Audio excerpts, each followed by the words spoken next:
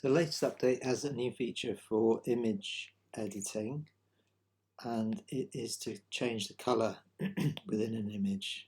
So it's a bit like the fill tool where you tap on a particular point and it's going to fill that point with colour. So top bar, change colour,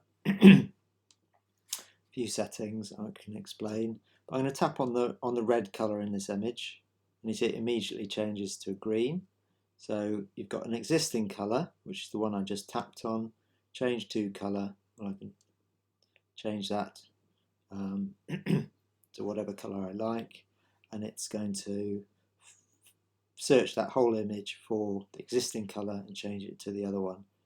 And there are two modes it can do that in. One is looking at the hue of the colours in the image, and the other is just looking at the absolute RGB, red, green, blue values.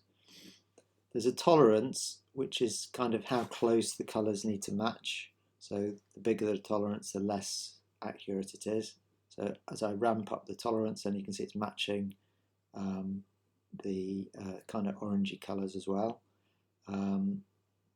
Now that's because in this instance, looking at the hue of the colours, if I change to RGB, then it's probably going to be more constrained, sorry.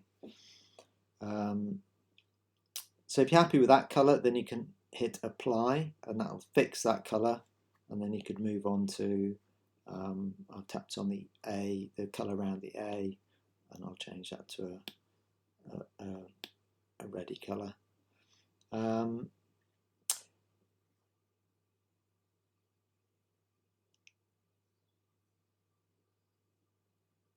Using the hue allows you to kind of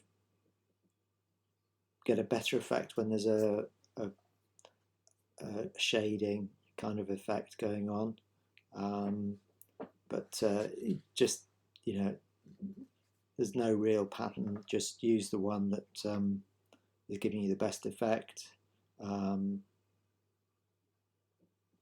If I say done now, then that's saved that through to back onto the page.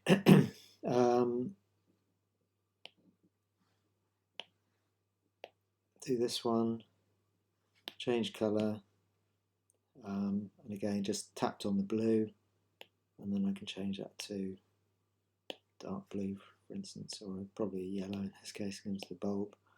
And again, you're going to play with whichever settings the best for you.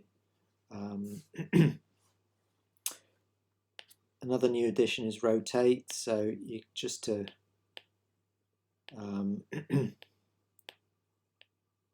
few quick ways of rotating and flipping an image without having to go out to another app.